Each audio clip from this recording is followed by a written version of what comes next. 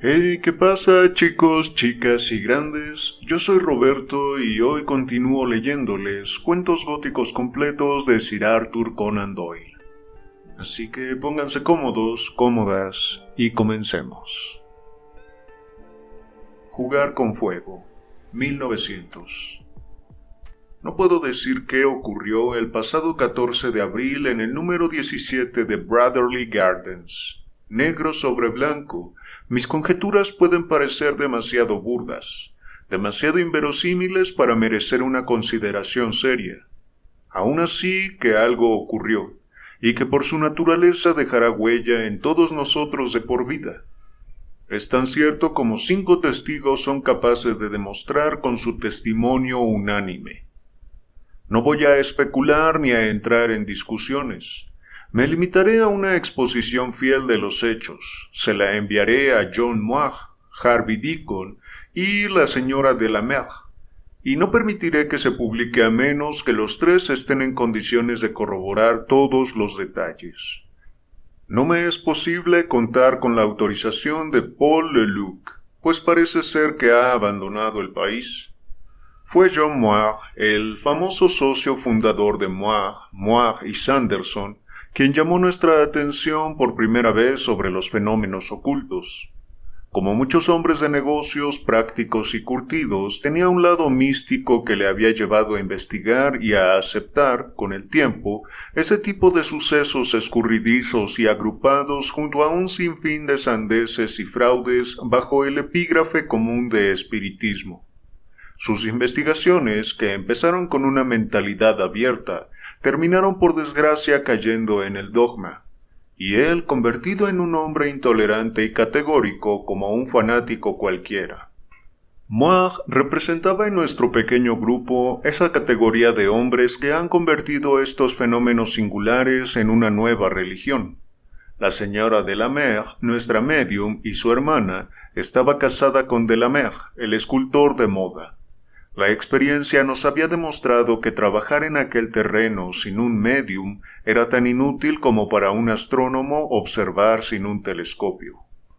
Por otro lado, a todos nos repugnaba la idea de introducir en nuestro grupo a un medium pagado.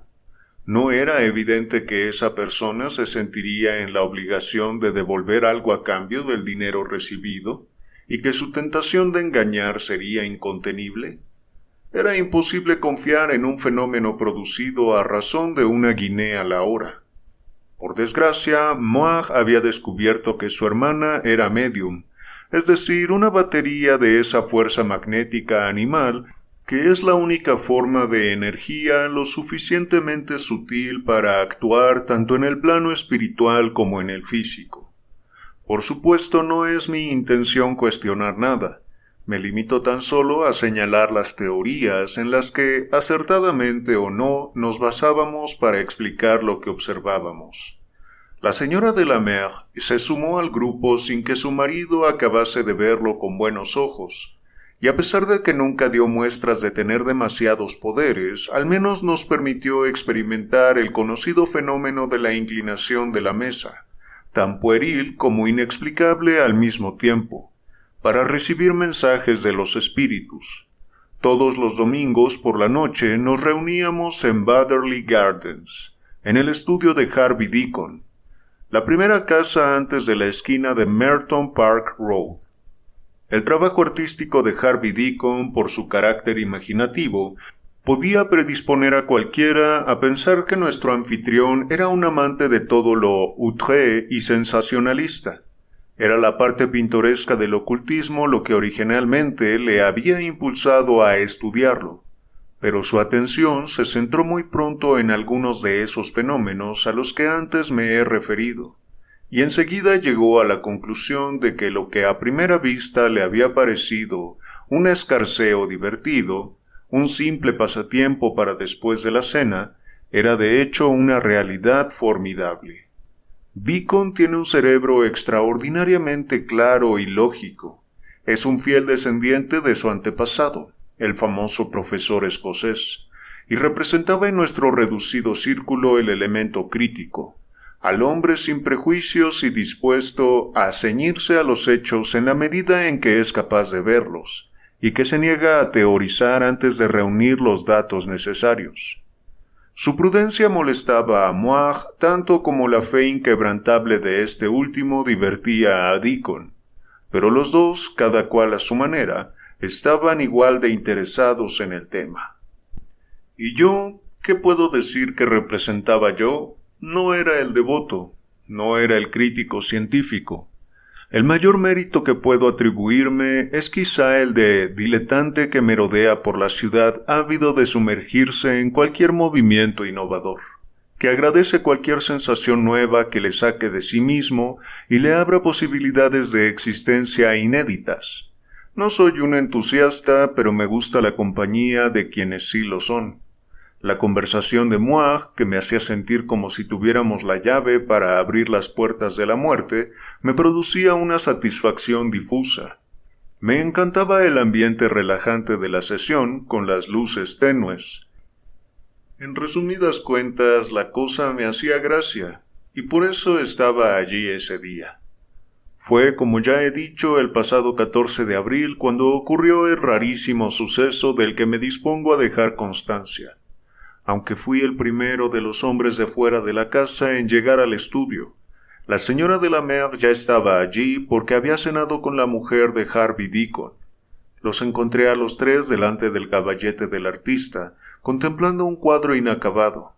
No soy experto en arte y nunca he presumido de entender la pintura de Harvey Deacon, pero en este caso vi que el cuadro era muy ingenioso, muy imaginativo, con hadas, animales y todo tipo de figuras alegóricas. Las mujeres se deshacían en elogios, y es cierto que el efecto del color era admirable. «¿Qué te parece, Markham?», me preguntó Deacon. «Bueno, yo no entiendo de esto. Esas bestias, ¿qué son?» «Monstruos mitológicos, criaturas imaginarias, emblemas heráldicos, una especie de desfile estrafalario y raro». «Con un caballo blanco en cabeza». «No es un caballo», contestó Deacon muy molesto, y esto me sorprendió porque normalmente tenía muy buen carácter, y casi nunca se tomaba en serio. «¿Qué es entonces?» «¿No ves que tiene un cuerno? Es un unicornio. Ya te he dicho que son animales heráldicos. ¿No lo reconoces?» «Lo siento mucho, Deacon», me disculpé, porque parecía sinceramente disgustado. Y entonces se rió por habérselo tomado a mal. «Perdona, Markham, es que ese animal me ha dado un trabajo enorme. Llevo todo el día pintando y borrando. Venga a imaginar cómo sería de verdad un unicornio rampante. Por fin lo conseguí tal como esperaba, y por eso me ha dolido que no lo reconocieras». «Bueno, está claro que es un unicornio», asentí, consciente de lo mucho que le había desanimado mi servilidad. «Veo perfectamente el cuerno, pero es que nunca había visto un unicornio, aparte de en el Royal Arms, y por eso nunca había pensado en ese animal. Los demás son grifos, basiliscos y distintos tipos de dragones». «Sí, con eso no he tenido ninguna dificultad. Ha sido el unicornio el que me ha dado más trabajo. Pero bueno, ya me puedo olvidar hasta mañana». Y con esto puso el cuadro del revés en el caballete y pasamos a hablar de otras cosas. Moore se retrasó esa noche y apareció por fin acompañado, para nuestra sorpresa, por un francés bajito y corpulento al que nos presentó como Monsieur Paul Leduc. Digo para nuestra sorpresa porque teníamos la teoría de que cualquier intromisión en nuestro círculo modificaba las condiciones e introducía un elemento de sospecha. Teníamos que confiar, pero la presencia de un extraño viciaba los resultados. Sin embargo, Moore no tardó en reconciliarnos con la novedad. Monsieur Paul Leduc era un famoso estudioso del ocultismo, vidente, médium y místico. Estaba de viaje por Inglaterra con una carta de presentación a Moore del presidente de la Fraternidad Parisina de la Rosa Cruz. ¿Qué cosa más natural que traerlo a nuestra pequeña sesión, o que nos honrara con su presencia? Era, como acabo de decir, un hombre bajito y corpulento, de aspecto corriente, bien afeitado y con una cara ancha en la que solamente destacaban unos ojos grandes, castaños y aterciopelados, que miraban al frente con aire distraído. Vestía bien, sus modales eran los de un caballero y tenía unos giros curiosos al hablar inglés que hacían sonreír a las señoras.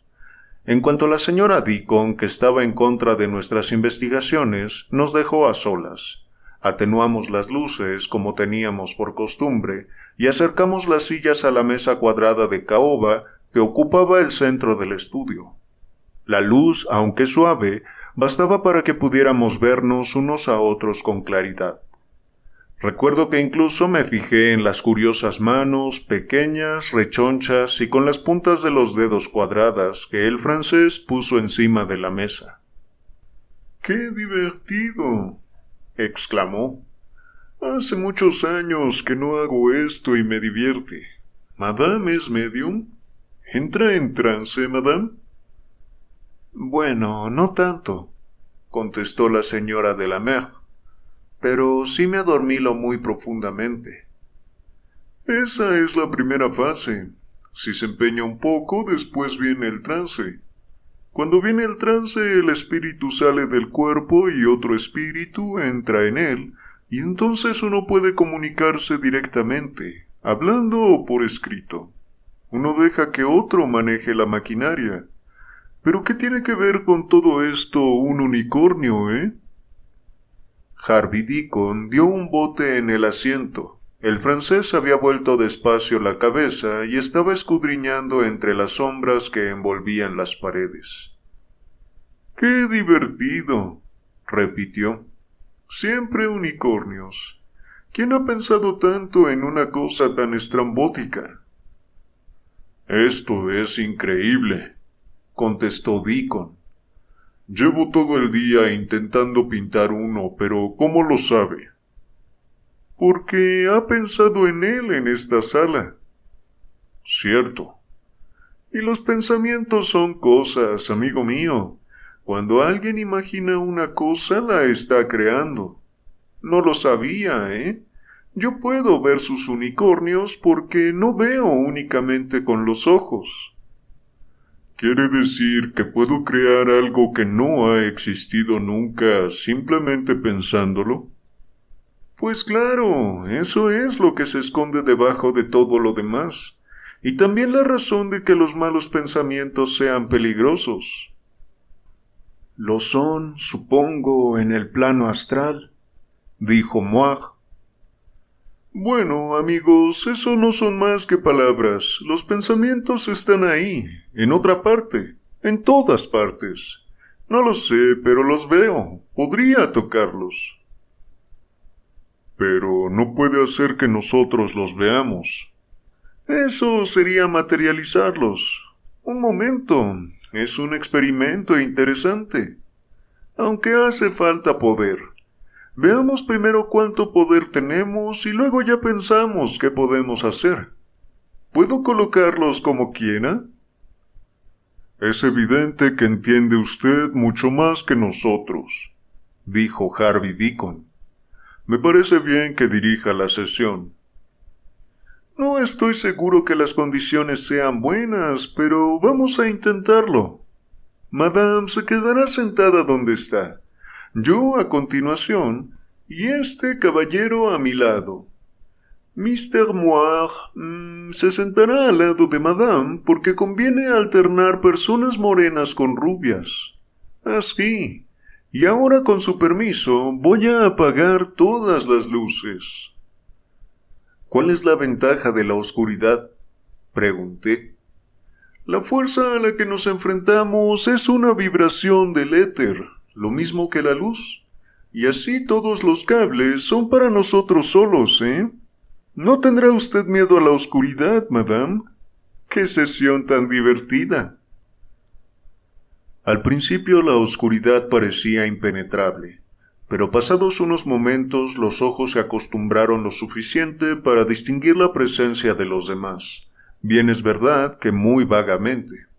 Yo no veía nada en el estudio aparte de la forma oscura de las figuras inmóviles. Nos estábamos tomando la sesión mucho más en serio que nunca. «Pongan las manos delante. Es inútil que nos toquemos porque somos muy pocos alrededor de una mesa tan grande. Prepárese, madame, y si le entra sueño, no intente resistirse. Ahora nos quedamos callados y esperamos, ¿de acuerdo?» Así que nos quedamos callados y esperamos, escudriñando la oscuridad que nos rodeaba. Del pasillo llegaba el tic-tac de un reloj. Un perro ladraba a lo lejos de vez en cuando. Un par de veces pasó un coche de caballos por la calle y el resplandor de sus lámparas se coló entre la rendija de las cortinas, interrumpiendo alegremente la lúgubre vigilia. Empecé a sentir esos síntomas físicos que ya conocía de sesiones anteriores: la frialdad en los pies, el cosquilleo en las manos, el brillo en las palmas, la sensación de un viento frío en la espalda. Sentía como unos pinchazos en los brazos, sobre todo en el izquierdo, o eso me pareció, que era el que estaba más cerca de nuestro visitante francés. Aunque la causa seguramente era la alteración del sistema vascular, los pinchazos merecían cierta atención de todos modos. Al mismo tiempo, la tensión de la intriga era casi dolorosa. Por el silencio rígido y total, supe que mis compañeros tenían los nervios tan tensos como yo. Y entonces, de pronto brotó un ruido en la oscuridad. Era suave y sibilante, la respiración ligera y rápida de una mujer. Se volvió cada vez más ligera y más rápida, como si el aire pasara entre los dientes apretados, y derivó en un fuerte jadeo acompañado de un leve rumor de faldas. «¿Qué es eso? ¿Va todo bien?», preguntó alguien en la oscuridad. «Sí, todo va bien», dijo el francés. «Es madame. Ha entrado en trance. Ahora, caballeros, si se quedan callados y esperan, verán algo que les va a interesar mucho». Aún el tic-tac en el pasillo. Aún la respiración de la medium, más fuerte y más profunda ahora. Aún el destello esporádico más reconfortante que nunca de las luces de los coches que pasaban. Estábamos tendiendo un puente sobre el abismo, entre el velo de lo eterno a un lado, que ya iba descorriéndose poco a poco, y los coches de Londres al otro. Una potente vibración había empezado a sacudir la mesa. Seguía un balanceo rítmico y regular como el movimiento de una cuchara al subir y bajar. Se oían crujidos y chasquidos suaves en su materia, una sucesión de disparos o una salva, las notas de un fagot ardiendo con un vivo chisporroteo una noche de escarcha. «Hay mucha fuerza», dijo el francés. «Miren la mesa». Yo creía que eran imaginaciones mías, pero entonces lo vimos todos. Era una luz fosforescente de color amarillo verdoso, o mejor dicho, un vapor luminoso más que una luz, que se esparcía sobre la mesa. Se deslizaba, la envolvía y se ondulaba formando pliegues de un brillo trémulo y apagado, que giraban y se enroscaban como nubes de humo. Vi las manos blancas y los dedos cuadrados del médium francés bajo aquella luz siniestra. «¡Qué divertido!», exclamó. «Es magnífico». «¿Empezamos a decir el alfabeto?», sugirió Moir. «No, podemos hacer algo mucho mejor», dijo nuestro invitado. «Es muy incómodo inclinar la mesa para cada letra, y con una medium como madame podemos hacer algo mejor». «Sí, lo haréis mejor», dijo una voz. «¿Quién ha dicho eso? ¿Quién ha hablado? ¿Ha sido usted, Markham?» «No, yo no he dicho nada». «Ha sido madame».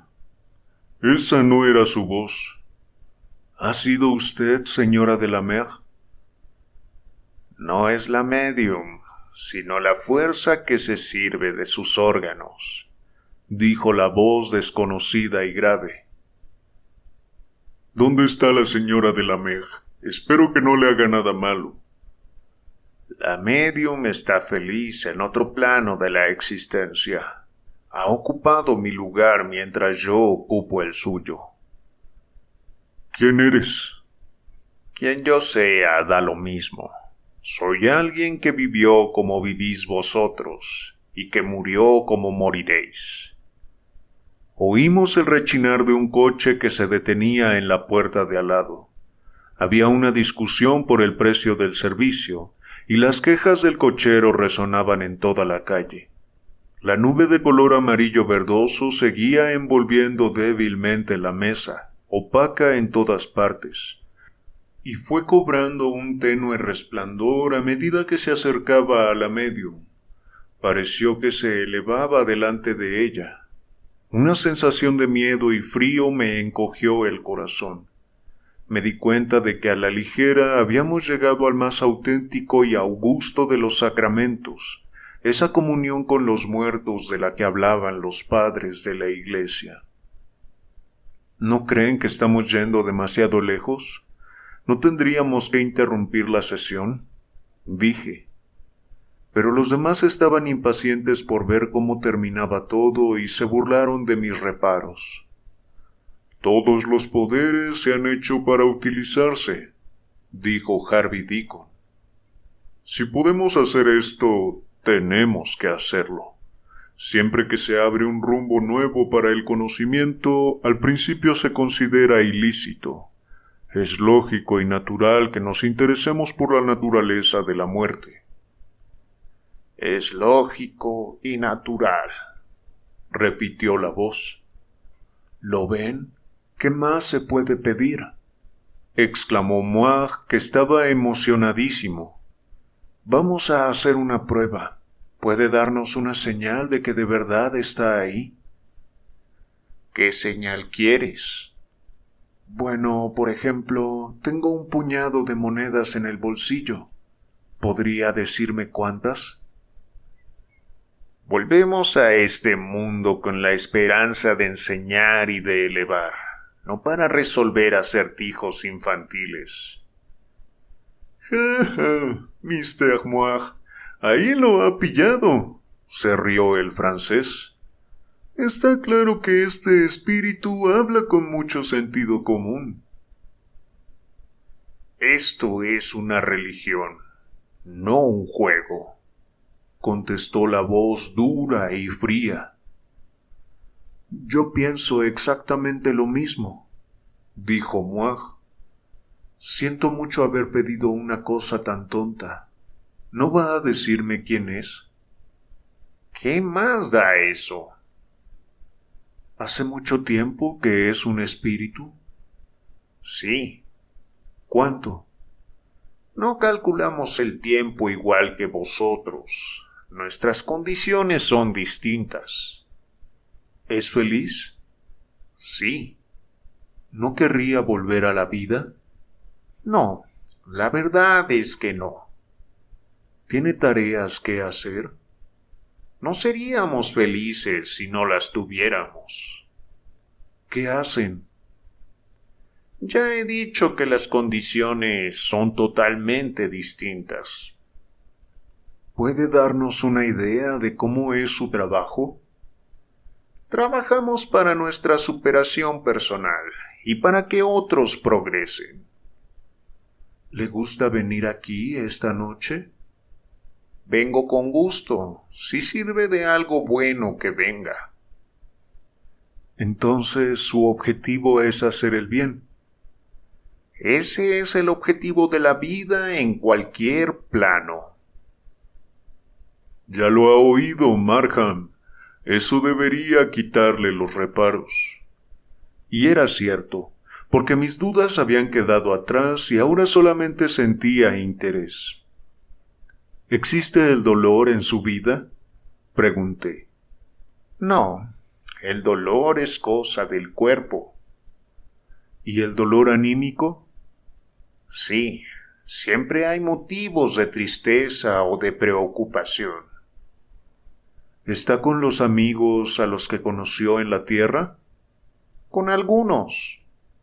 ¿Por qué solo con algunos? Solo con los que son fieles. ¿Y están los maridos con las mujeres? Sí, cuando se han querido de verdad. ¿Y los demás? No significan nada los unos para los otros. ¿Hace falta una conexión espiritual? Por supuesto. ¿Está bien esto que hacemos? Sí, cuando la intención es buena. ¿Cuándo es mala? Cuando es simple frivolidad y ligereza. ¿Se puede hacer daño entonces? Mucho daño. ¿De qué tipo? Podéis convocar fuerzas sobre las que no tenéis ningún control. ¿Fuerzas malignas? Fuerzas sin desarrollar. Dices que son peligrosas. ¿Peligrosas para el cuerpo o para el espíritu? A veces para las dos cosas. Hubo un silencio, y pareció que la oscuridad se acentuaba como la bruma de color amarillo verdoso formó sobre la mesa un remolino como una voluta de humo. ¿Le gustaría hacer alguna pregunta, Moir?, dijo Harvey Deacon. Solo una. ¿Rezan en ese mundo? Hay que rezar en todos los mundos. ¿Por qué? Porque es el modo de reconocer las fuerzas que están fuera de nosotros. ¿Qué religión practican? Tenemos exactamente las mismas diferencias que vosotros.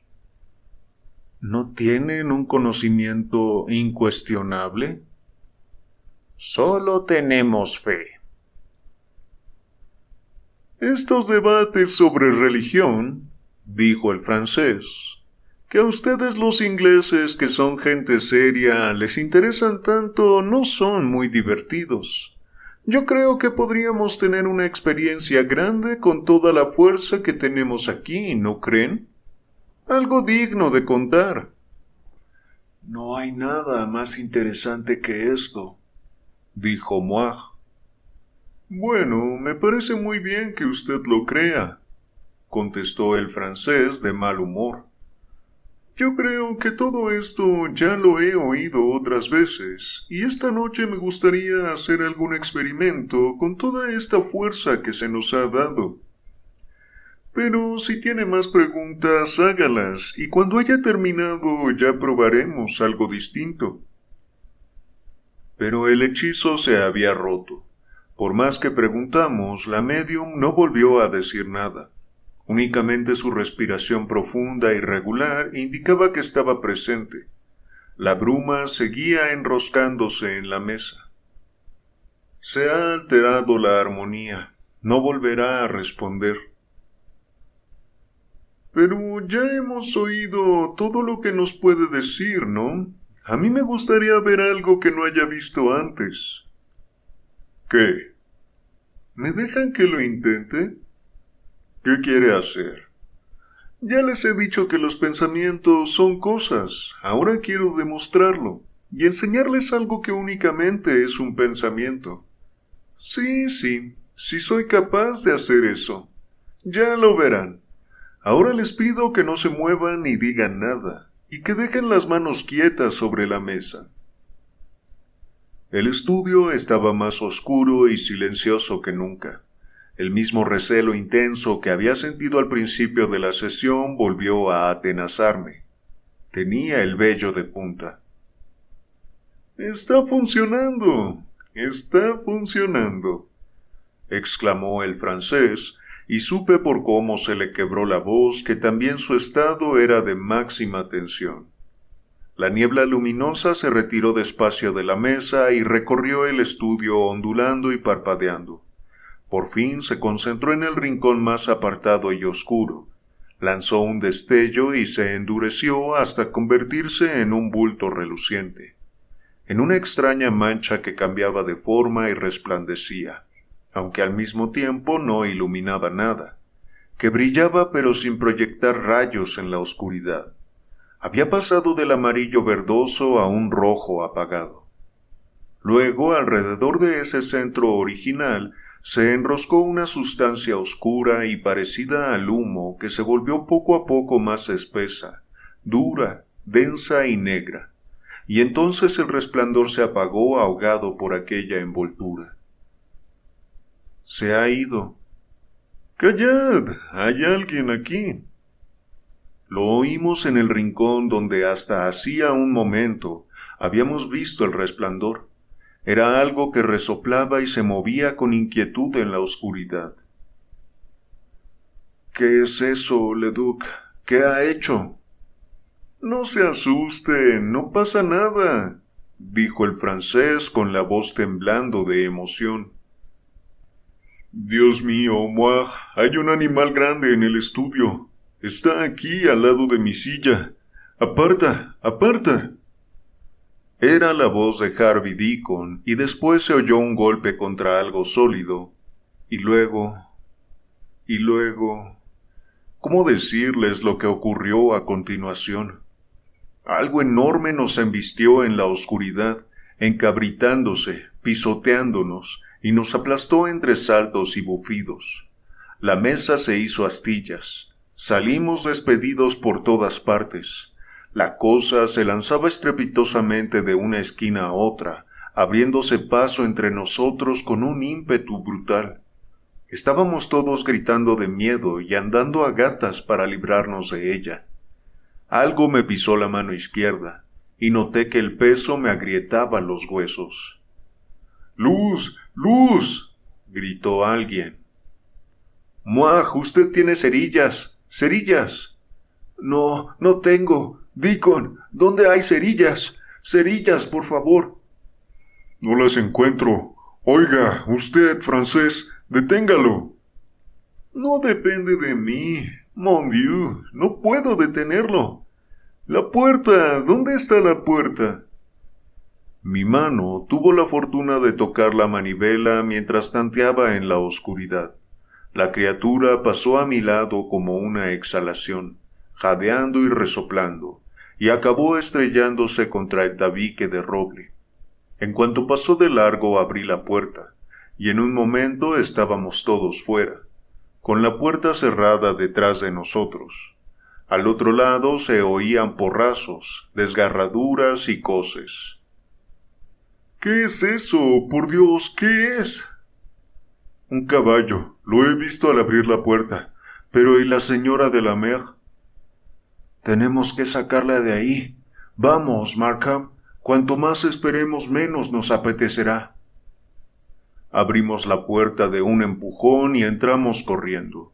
La señora de la Mer estaba en el suelo, entre los restos astillados de su silla. La arrastramos sin perder tiempo, y al llegar a la puerta eché un vistazo por encima del hombro.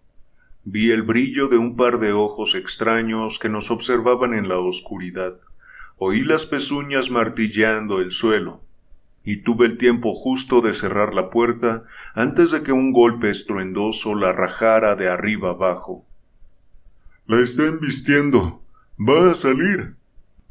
«¡Corran! ¡Pónganse a salvo!», gritó el francés. Otro golpe estruendoso y algo atravesó la raja de la puerta. Era como una lanza, larga, blanca, que brillaba a la luz de la lámpara. Relució un momento delante de nosotros y desapareció después con un chasquido. «¡Deprisa, deprisa, por aquí!», gritó Harvey Deacon. «¡Tráiganla aquí, deprisa!». Nos habíamos refugiado en el cuarto de estar con la recia puerta de roble cerrada a cal y canto. Tendimos a la mujer inconsciente en el sofá, y en ese momento Moir, el curtido hombre de negocios, se desmayó en la alfombrilla de la chimenea. Harvey Deacon estaba blanco como un cadáver y se movía espasmódicamente como un epiléptico. La puerta del estudio saltó en pedazos y oímos bufidos y pisotones yendo y viniendo de un lado a otro del pasillo con una furia que hacía temblar la casa. El francés había escondido la cara entre las manos y sollozaba como un niño asustado. «¿Qué vamos a hacer?» Lo cogí del hombro y lo zarandeé. «¿Sirve de algo un arma?» No, la fuerza se debilitará. Luego se agotará». Insensato, podría habernos matado a todos con sus experimentos diabólicos. No lo sabía. ¿Cómo iba a imaginarme que se asustaría tanto? Está loco de miedo. La culpa es de él por pensarlo. Harvey Deacon se levantó de un salto. Dios mío. Un alarido resonó en toda la casa. Es mi mujer. Voy a salir. Aunque sea el mismísimo maligno, voy a salir. Abrió la puerta y se precipitó al pasillo. Al fondo, al pie de las escaleras, la señora Deacon estaba inconsciente, del susto que acababa de llevarse. No había nada más. Echamos un vistazo horrorizados, pero todo estaba en calma. Me acerqué muy despacio al hueco negro de la puerta del estudio, temiendo a cada paso que una bestia atroz se abalanzara sobre mí. No ocurrió nada, y dentro del estudio solo encontré silencio.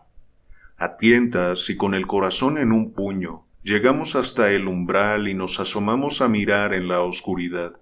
Seguíamos sin oír ningún ruido, pero una parte del estudio no estaba a oscuras.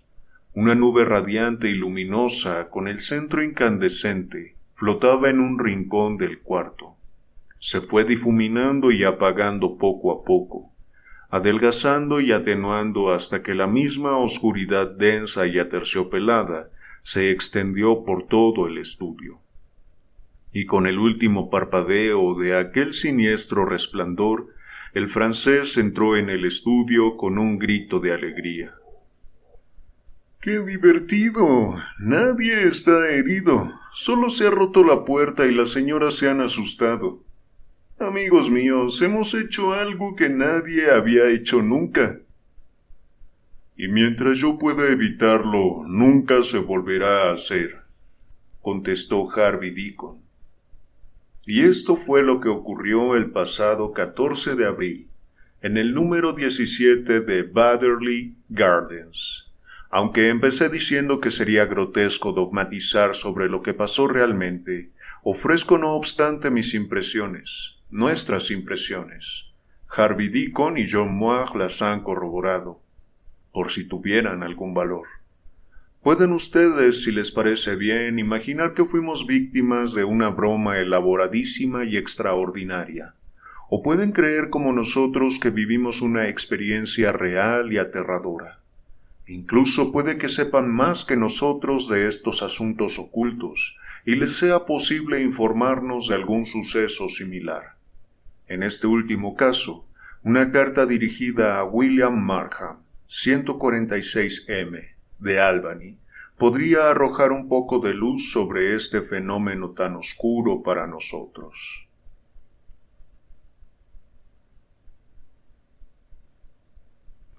Bueno, leamos otro cuento. El embudo de cuero, 1902. Mi amigo Lionel Dacre vivía en París en la Avenue de Wagram. Su casa era esa pequeña que se ve a mano izquierda viniendo desde el Arco del Triunfo, la de las verjas de hierro con el césped delante. Supongo que la casa ya estaba ahí mucho antes de que se construyera la avenida, porque tiene las tejas cubiertas de liquen y la fachada enmohecida y descolorida por los años. Desde la calle parecía una pequeña casa, con 5 ventanas en la parte delantera, si mal no recuerdo, pero detrás tenía una única habitación larga y ancha.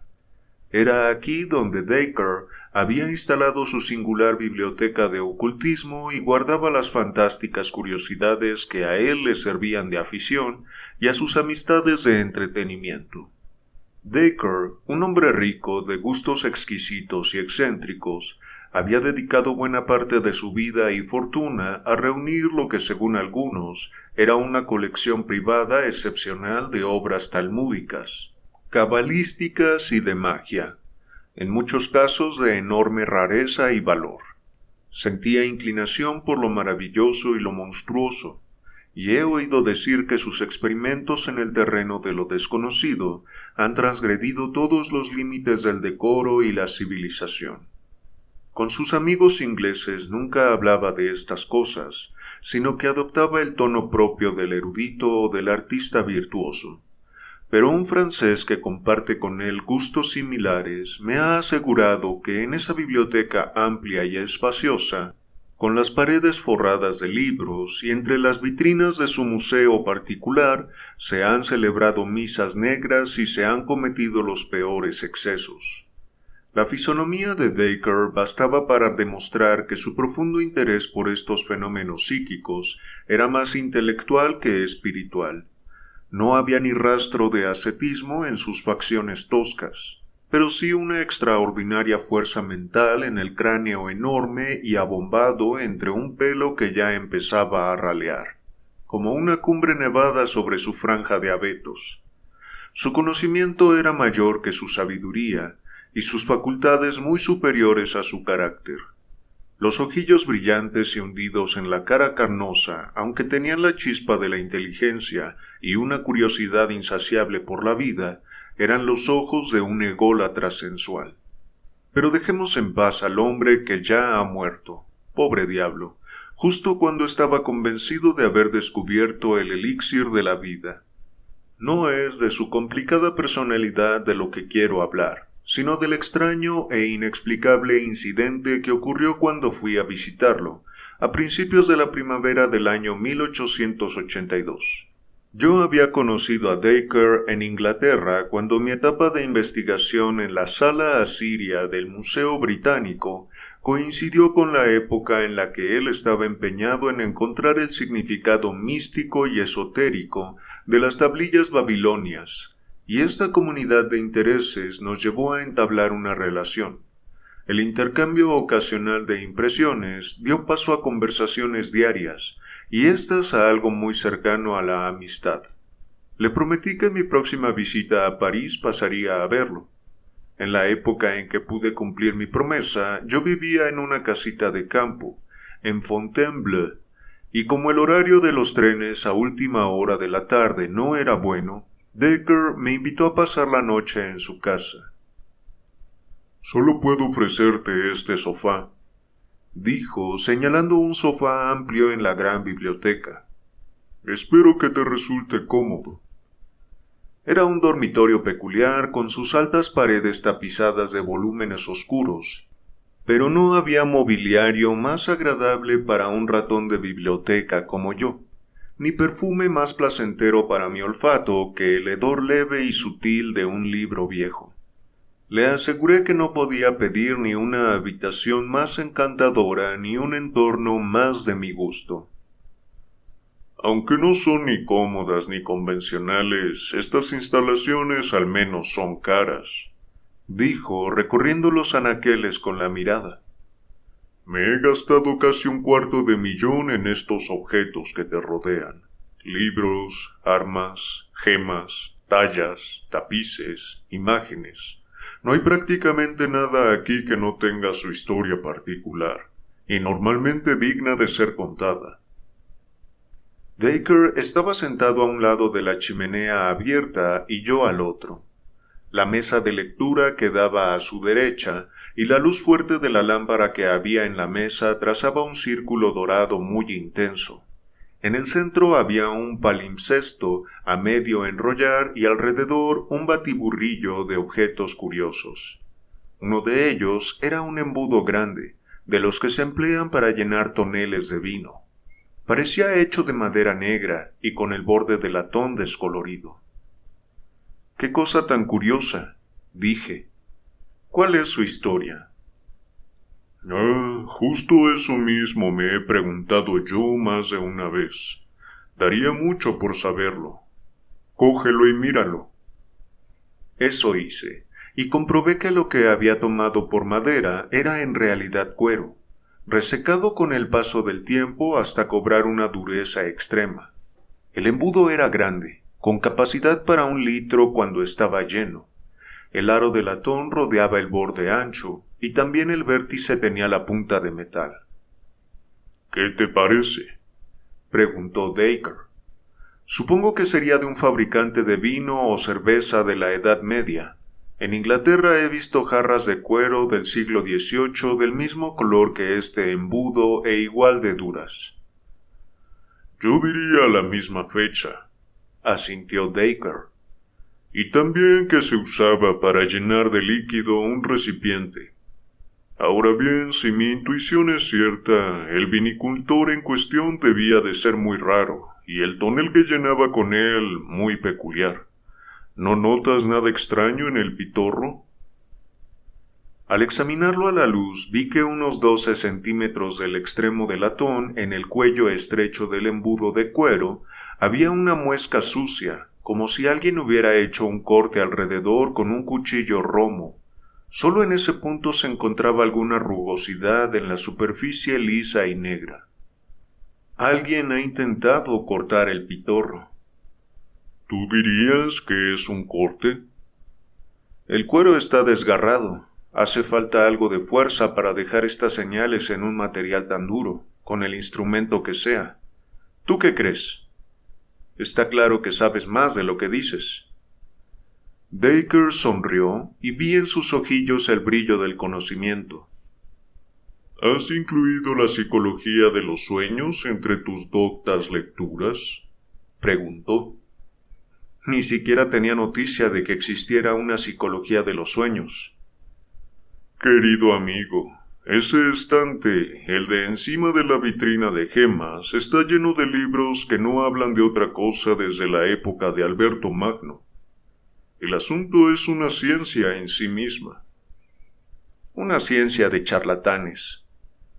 El charlatán siempre es el pionero. El astrólogo se convirtió en astrónomo, el alquimista en químico, el hipnotizador en psicólogo experimental. El charlatán de ayer es el profesor de mañana. Incluso cosas tan sutiles y escurridizas como los sueños se estructurarán con el paso del tiempo en un sistema ordenado. Cuando llegue ese momento, las investigaciones de nuestros amigos de ese anaquel ya no serán las distracciones del místico, sino los cimientos de una ciencia. Suponiendo que eso sea cierto, ¿qué tiene que ver la ciencia de los sueños con un embudo grande y negro con el borde de latón? Ahora lo verás. Ya sabes que tengo un ayudante que anda siempre buscando curiosidades y rarezas para mi colección.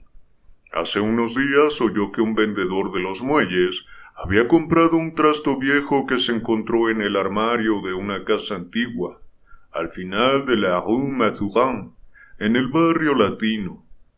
En el comedor de esa casa hay un escudo de armas, con galones y barras rojas sobre un campo de plata, que al examinarse resultó ser el emblema de Nicolás de la Reynie, un alto oficial del rey Luis XIV. No cabe duda de que los demás objetos del armario datan de los primeros tiempos de ese reinado. La deducción, por tanto, es que todos eran propiedad de este Nicolás de la Reynie, que al parecer era el principal responsable del cumplimiento y la ejecución de las leyes draconianas de la época. ¿Y? Ahora voy a pedirte que cojas de nuevo el embudo y examines el aro de latón. ¿Ves una inscripción? Era cierto que había unas marcas casi borradas por el tiempo. El efecto que producían en conjunto era el de varias letras, y la última guardaba cierto parecido con una B. ¿Te parece una B? Sí. A mí también. En realidad no me cabe la menor duda de que es una B. Pero la inicial de ese noble del que hablabas sería una R. Exacto. Eso es lo bonito. Este objeto tan curioso era suyo, y sin embargo lo grabó con las iniciales de otra persona. ¿Por qué lo haría? No se me ocurre. ¿A ti? Bueno, me hago una vaga idea. ¿Ves algo más dibujado en el aro? Yo diría que es una corona. Es una corona, sin duda. Pero si la examinas con buena luz, verás que no es una corona cualquiera.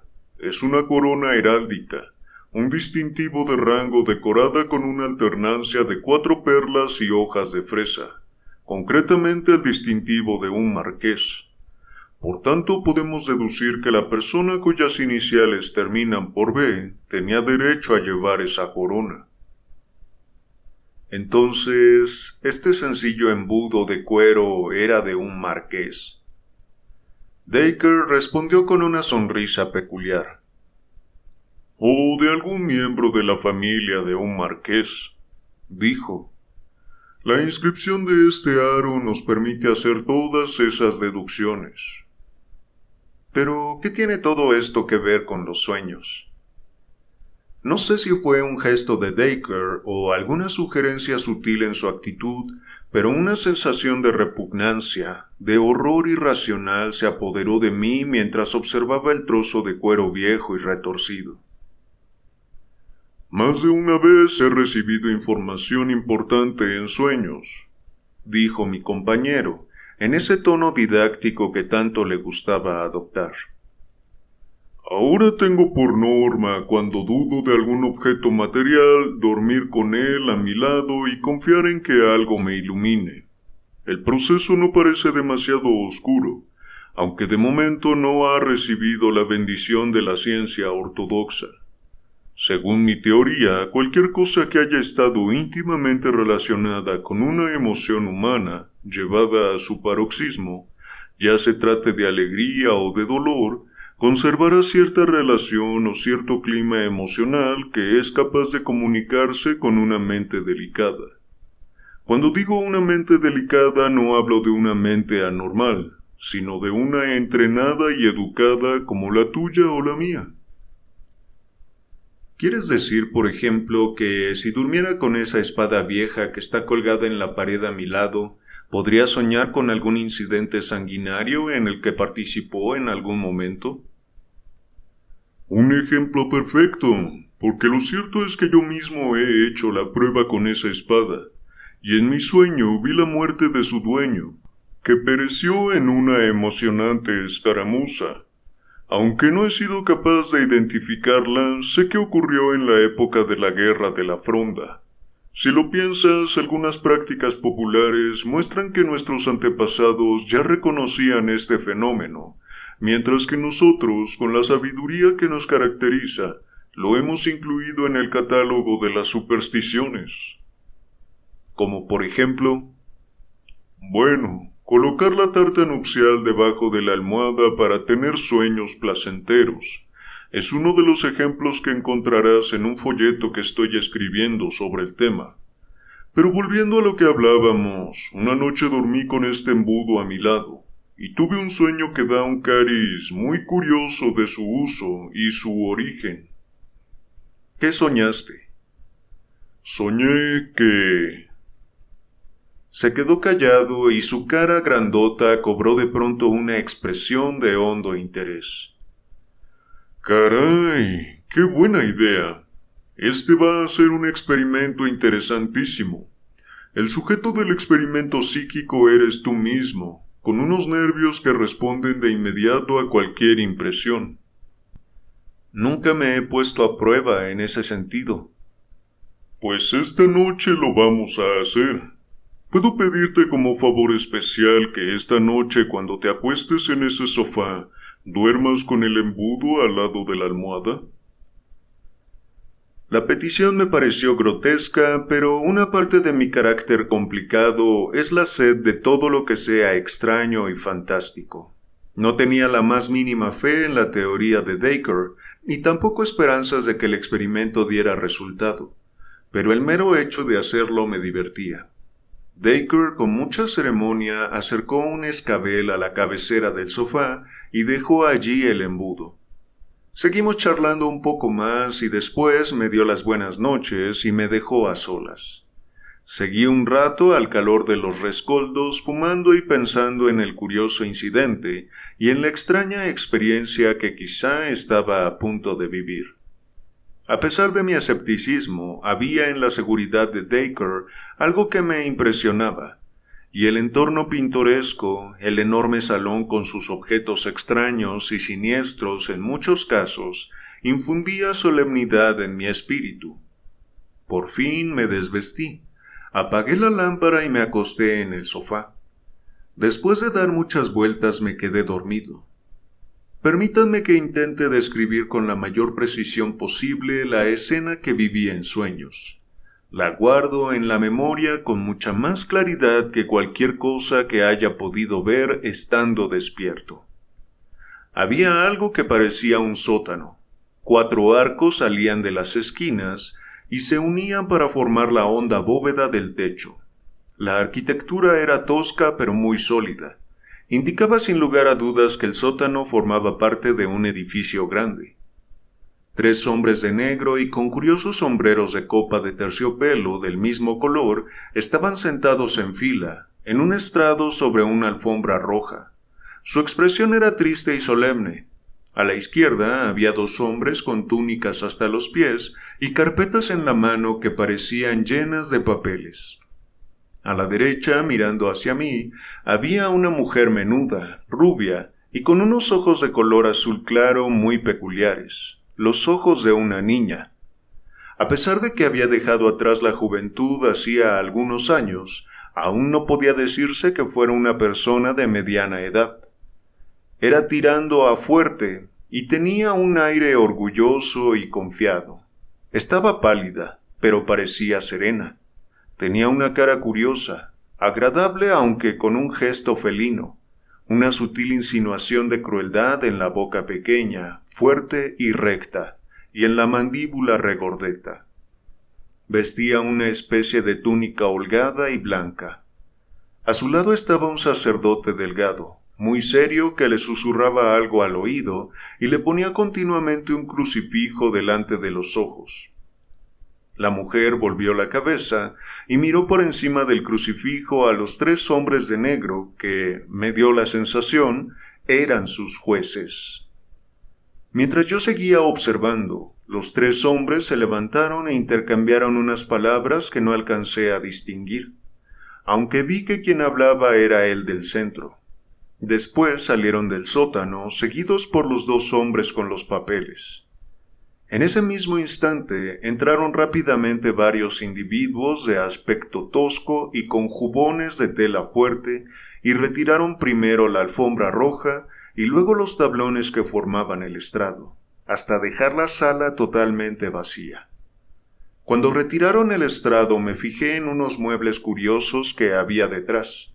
Uno de ellos parecía una cama con rodillos de madera en un extremo y una manivela para regular su longitud. Otro era un potro de madera. Había más objetos raros y cuerdas que se movían con poleas. No era distinto del equipo de un gimnasio moderno.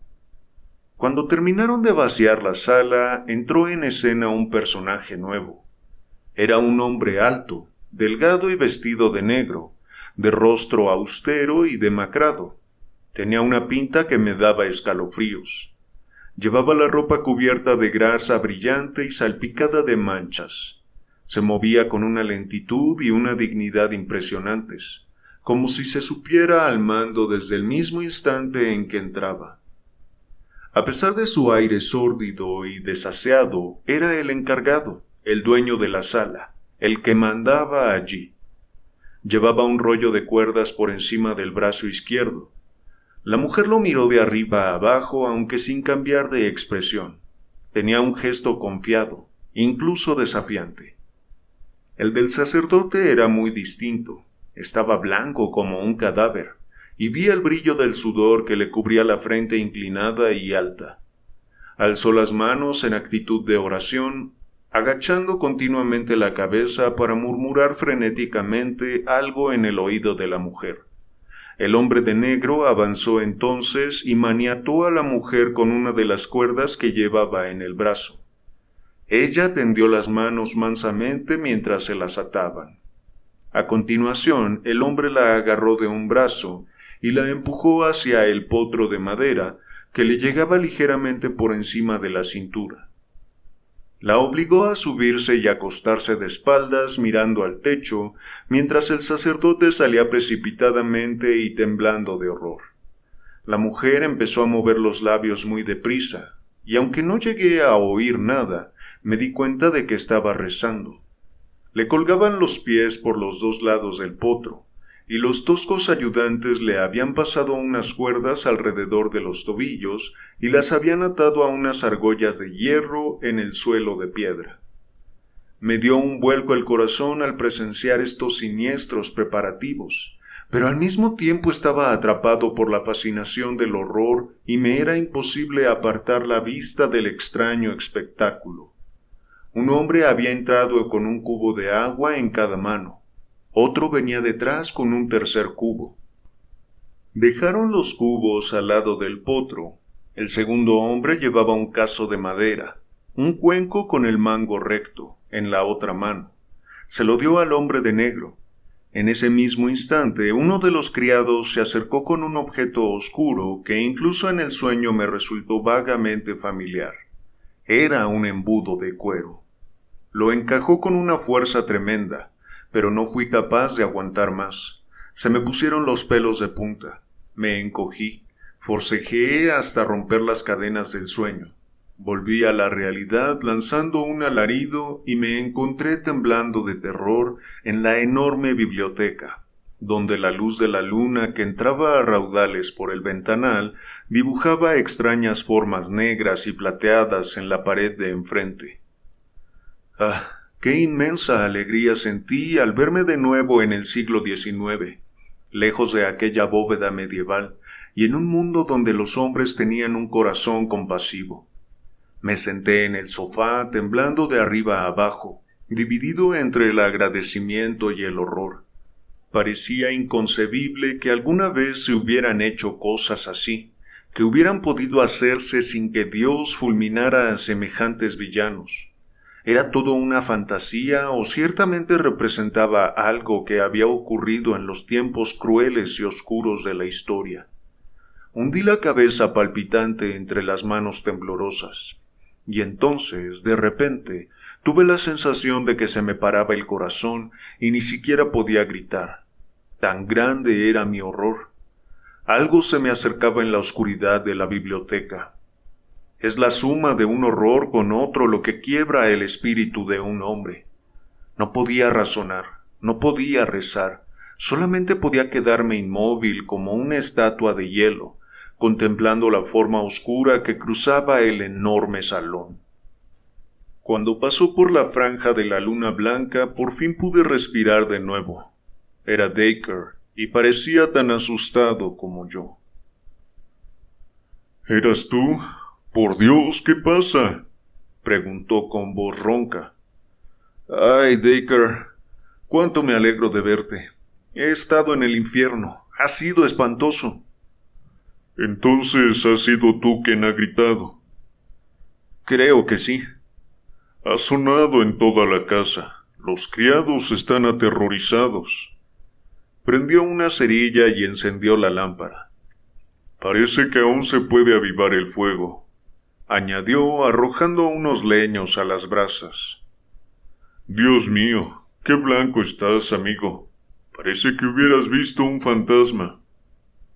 Pues sí, han sido varios. Entonces, ¿el embudo de cuero ha surtido efecto? Ni por todo el oro del mundo volvería a dormir al lado de ese artilugio infernal. Dacre se echó a reír. Ya me imaginaba que pasarías una noche animadita, pero me has dejado de piedra. No ha sido nada agradable oír ese grito a las 2 de la madrugada. Por lo que dices, supongo que has visto todo el horror. ¿Qué horror? La tortura del agua, el interrogatorio extraordinario. Así lo llamaban en los amables tiempos del Rey Sol. ¿Has resistido hasta el final? No, gracias. Me he despertado antes de que empezase. Ah, mejor para ti. Yo aguanté hasta el tercer cubo. Pero bueno, es cosa del pasado. Y ahora ya están todos muertos. ¿Qué más da cómo llegaron a la tumba? Supongo que no te haces una idea de lo que has visto. La tortura de una delincuente. Si el castigo es proporcional al delito, debió de ser una malhechora peligrosa. Bueno, nos queda ese pequeño consuelo, dijo Dacre, envolviéndose con el batín y arrimándose un poco más al fuego. Si fue proporcional al delito, es decir, si no me equivoco en la identidad de esa mujer. ¿Cómo puedes saber quién era? A modo de respuesta, Dacre cogió de la estantería un viejo volumen con las tapas de vitela. Escucha, dijo. Está escrito en francés del 17, pero te iré dando una traducción aproximada a medida que voy leyendo. Juzga tú mismo si he resuelto el acertijo o no. Llevaron a Larrea ante el gran jurado del Tribunal Parlamentario de Justicia Penal, acusada del asesinato del señor Dru d'Aubray, su padre, y sus dos hermanos, los señores d'Aubray, uno teniente civil y el otro consejero del Parlamento. Viéndola costaba creer que hubiera cometido actos tan malvados, pues tenía un aire dócil y era una mujer menuda, de piel clara y ojos azules. Pero el tribunal, habiéndola declarado culpable, la condenó al interrogatorio ordinario y al extraordinario, para forzarla a nombrar a sus cómplices, y luego la llevaron en un carro a la Place de Grève, donde fue decapitada. Después incineraron su cuerpo y esparcieron sus cenizas al viento. La fecha de esta entrada es el 16 de julio de 1676. Es interesante, pero no convincente, dije. ¿Cómo demuestras que las dos mujeres son la misma? A eso iba. La crónica sigue hablando del comportamiento de la mujer cuando la interrogaron. Al acercarse al verdugo, ella lo reconoció por las cuerdas que llevaba en el brazo, y enseguida le tendió las manos mirándolo de arriba a abajo sin decir palabra. ¿Qué te parece? Sí, ha sido así. La mujer miró sin parpadear el potro y los aros que tantos miembros habían descuartizado y tantos gritos de agonía producido. Sus ojos se fijaron entonces en los 3 cubos de agua preparados para ella, y con una sonrisa dijo: «Toda esa agua debe de ser para ahogarme, monsieur. Espero que no sepa cómo hacérsela tragar a una persona de mi estatura». ¿Quieres que lea los detalles de la tortura? No, por Dios. Esta frase te demostrará con certeza que lo que aquí se cuenta es la misma escena que tú has visto esta noche. El buen abbé Pirot, incapaz de contemplar el tormento de su penitente, abandonó la sala con precipitación. ¿Eso te convence? Sí, completamente. No cabe duda de que se trata del mismo suceso. Pero entonces, ¿quién fue esa mujer tan atractiva que tuvo un final tan estremecedor? Dacre se me acercó y dejó la lamparilla en el escabel que seguía al lado del sofá.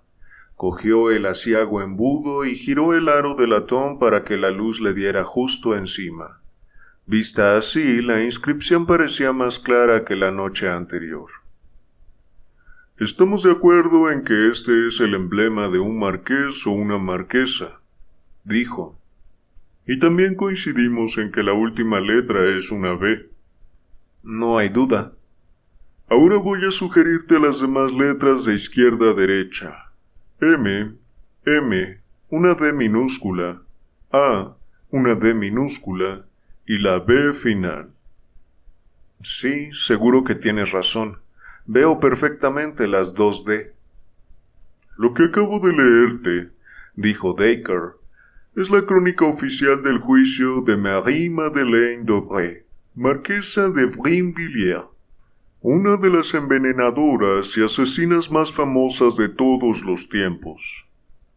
Me quedé callado, abrumado por el extraordinario incidente y la prueba incontestable con que Dacre acababa de revelar su verdadero sentido. Recordé vagamente algún detalle de la vida de aquella mujer, su libertinaje desenfrenado, la sangre fría con que sometió a su padre, enfermo, a una larga tortura, y el asesinato de sus hermanos por un beneficio insignificante. Recordé también que la valentía con que afrontó su final vino a compensar en cierto modo el horror de su vida, y que todo París se compadeció de ella en sus últimos momentos y la bendijo como a una mártir pocos días después de haberla maldecido por asesina. Se me ocurrió una única objeción. ¿Cómo llegaron al embudo sus iniciales y su emblema? No creo que llevaran el respeto medieval por la nobleza al extremo de decorar los instrumentos de tortura con sus títulos. A mí también me desconcertó eso, dijo Dacre. Pero tiene una explicación sencilla. El caso suscitó un interés notable en su día, y fue de lo más natural que la Reynie, el jefe de policía, conservara este embudo como macabro recordatorio.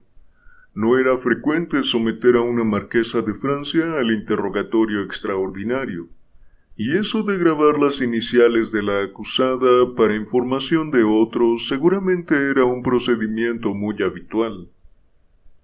¿Y esto? Pregunté señalando las marcas en el cuello de cuero. Esa mujer era una tigresa cruel, dijo Dacre, dando media vuelta. Yo creo que es evidente que tenía los dientes fuertes y afilados, como toda tigresa.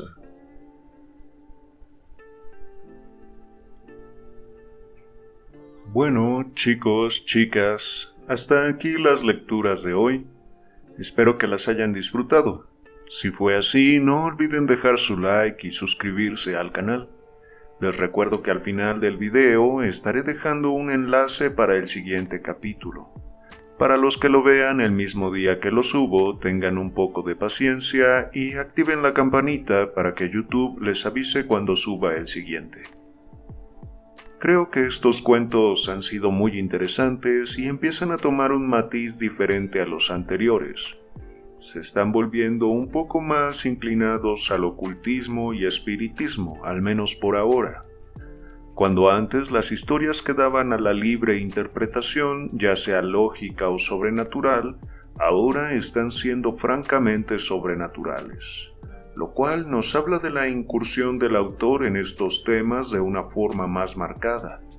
Si lo pensamos desde una perspectiva general de lo que llevamos leído de la obra, podemos notar la evolución de los temas, experiencias e intereses que el autor fue teniendo a lo largo de los años. Creo que en el primer cuento se puede ver de una forma más marcada el tema del espiritismo. El relato es como dejar constancia de que algo mágico le pasó al narrador. En estas sesiones de espiritismo, que para él eran solo una experiencia nueva e incluso relajante, se convirtieron en algo peligroso. Y el punto desde el cual me gustaría pensar estos relatos es precisamente la actitud con la que nos acercamos a nuevas experiencias.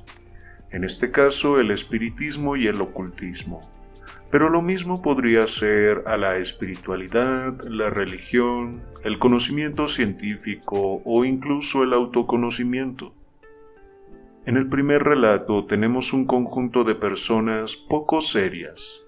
El narrador, como ya decía, tenía cierta curiosidad, pero al final no creía mucho en lo que ahí hacían. Los demás un poco lo mismo, poco más, poco menos. Tenían curiosidad, pero también dudas. Solo era un experimento de ver hasta dónde podían llegar. Parecía más bien un pretexto curioso para reunirse con sus amigos. Sin embargo, cuando llega este francés, amigo de Moir, tiene otro tipo de actitud. Al parecer más experimentado en el tema, ya había tenido vivencias espiritistas que lo dejaron de impresionar. Lo vemos cuando este ser se apropia del cuerpo de la médium. Sinceramente es algo que me gustó, me refiero al discurso que manejaba este espíritu. como si viniera a enseñar cosas a estos humanos de otro tipo de plano de existencia, otra dimensión. Uno de sus objetivos, decía, era el de hacer el bien y ayudar a otros a crecer. Respondió algunas preguntas y estaba dispuesto a contestar más, pero los presentes no estaban listos para la situación. Sus preguntas fueron triviales, como cuestionarlo por cuántas monedas había en el bolsillo. Es ahí donde vimos que en realidad no tenían un objetivo claro al hacer estos rituales. Más allá de si se da crédito a este tipo de prácticas o no, es importante observar cómo nos acercamos a algo nuevo, si es desde la curiosidad, desde el morbo, el crecimiento personal, el aprendizaje, o quizás desde la búsqueda de algo emocionante, como era el caso del francés. Este constantemente repetía que quería algo divertido. La posesión de la medium no lo impresionó y quiso darle vida al pensamiento del artista, es decir, al unicornio. Eso le pareció divertido, hasta que la mesa quedó hecha astillas y la puerta quedó partida por la mitad. Creo también que hubo otras aristas relevantes en los diálogos de este texto. Por ejemplo, alguien decía que muchos pioneros sobre alguna disciplina, objeto de estudio o práctica, fueron en un principio considerados charlatanes. Y me pareció algo interesante porque es verdad. La curiosidad a veces lleva a personas a crear nuevas teorías.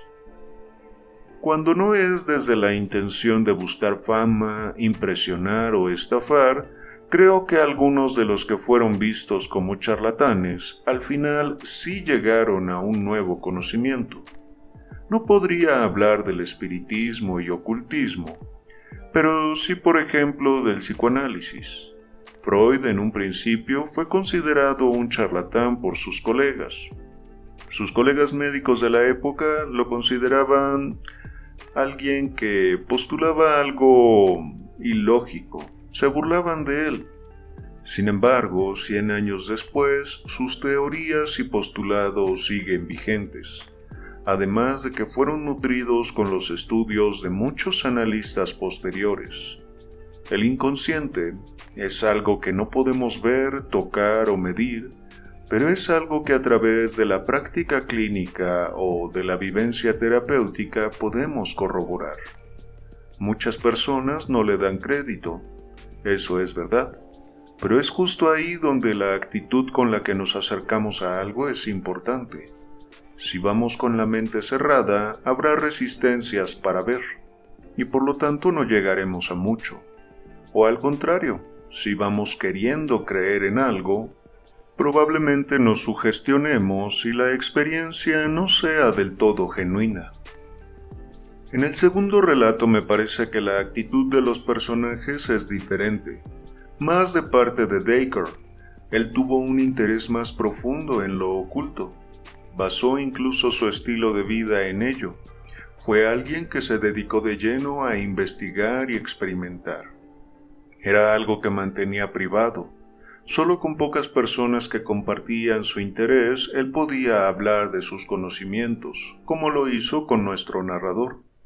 Su investigación se convirtió en un proceso personal de descubrimiento y aprendizaje, en fin, su estilo de vida, lo cual implica disciplina, templanza, respeto y quizás lo que he dicho en otras ocasiones, una actitud contemplativa, un pensamiento crítico.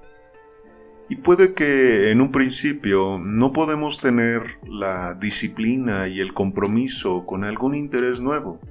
A final de cuentas, eso se va construyendo con el tiempo y las experiencias que nos van afianzando a cierta creencia. Pero creo que vale la pena en ocasiones darse permiso de explorar aquello que no tiene sentido, al menos no de entrada. Hace poco hablaba con alguien que se quejaba mucho de la vida, que le parece tonto cuestionar los estereotipos sociales, pues según esa persona son los estereotipos los que definen cómo funciona el mundo, que las cosas son como deben ser y que las personas tenemos una forma correcta de ser. Y se burlaba de una frase que escuchó en una película. Decía algo así como: las adversidades son la sal de la vida. Para esta persona con la que platicaba, la frase no tenía sentido alguno. Lo llamó incluso un cuento chino. Y lo que yo creo de manera personal es que esa frase seguro no tendrá sentido para muchos que no se hayan atrevido a atravesar algunas adversidades. Pero para otros esta frase provocará un eco en su interior y estará plena de sentido.